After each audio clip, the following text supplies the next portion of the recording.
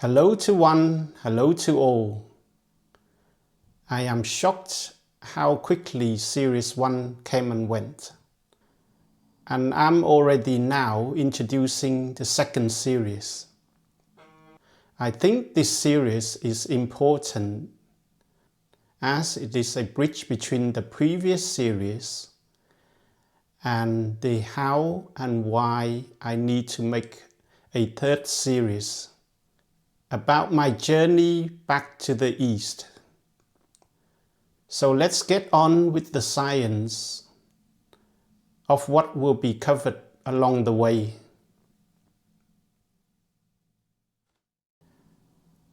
Welcome to the second series of my documentary. In this series, I will be talking about my life experiences and trying to understand why it has diverged from all my siblings. How situations that were beyond my control in my life have led me to the point that I have decided to stand up and challenge the family curse for the past 3 generations.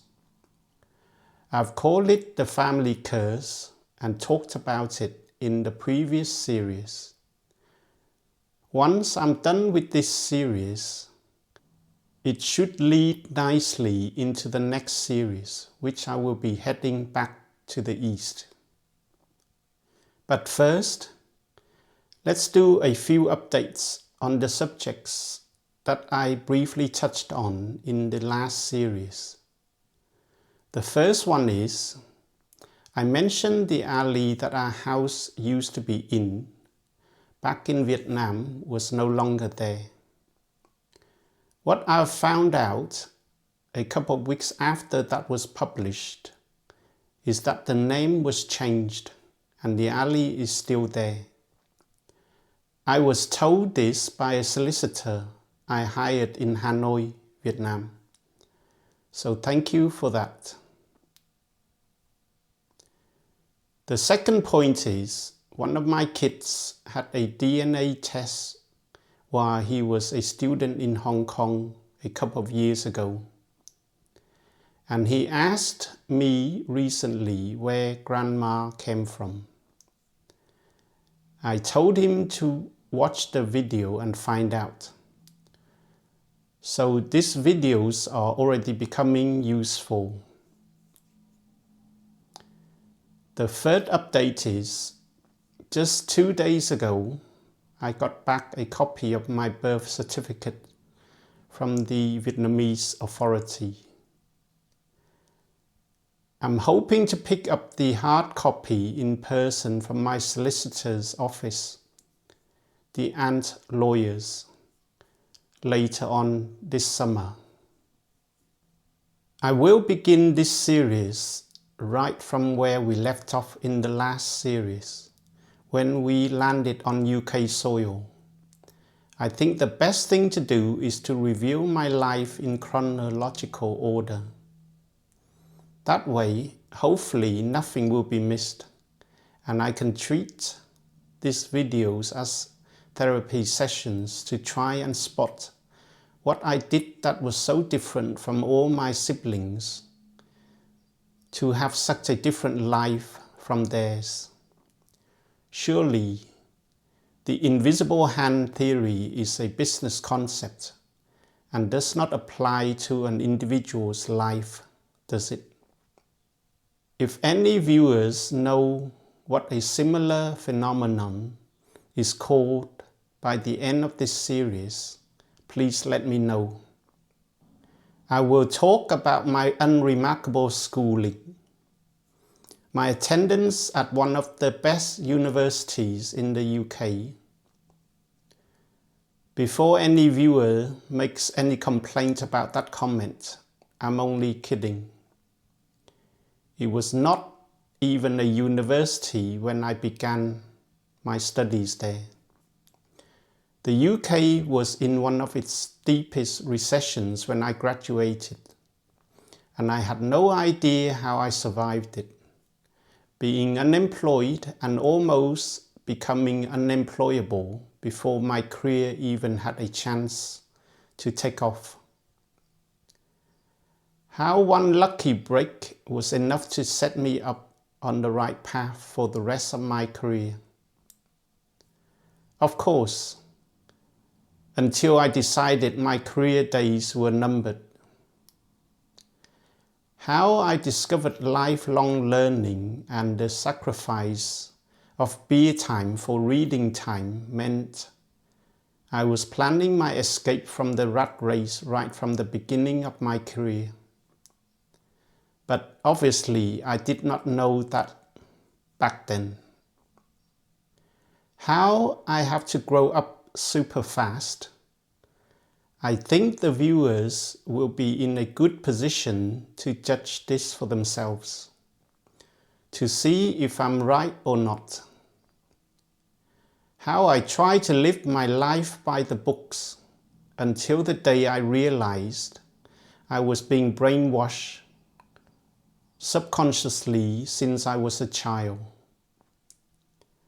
How I started on the journey to self-discovery before I was even 30 years old. But it will take me a quarter of a century to know 80% about myself.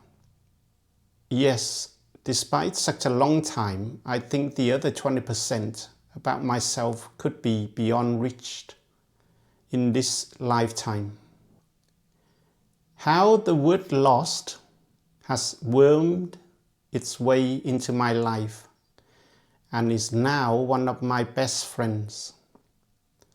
I am so glad it is constantly there for me and how it gives me a gentle nudge whenever it thinks I need to move on. Of course, as a new friend at the beginning, I was not happy with its nudges. Like everyone else, who would be? But eventually, I have embraced it wholeheartedly every time it nudges me, and I take each nudge as a small encouragement to move on to the next chapter of life instead. During one of the lowest points in my life, one of my friends told me I will die alone. I am so glad he projected his worst fear onto me. And since that day, I can say I have truly understood another level of life. Thank you, friend. Sadly, I cannot help him in return, as by then I knew my view of life is so different from his that he will immediately call the men in white coats to lock me up if I even say a single word back. I am unable to find a role model. Maybe the people with a similar background to me are not shouting about their successes loud enough. I think it is important that every person should celebrate and have a small acknowledgement of their successes, no matter how big or small. So, no matter what walks of life another person is from, he can always find a role model. Of course, I am incredibly grateful for all the situations and opportunities life has presented me with. But I have to learn from scratch to cope and thrive every single time. So a lot of mistakes were made throughout my life.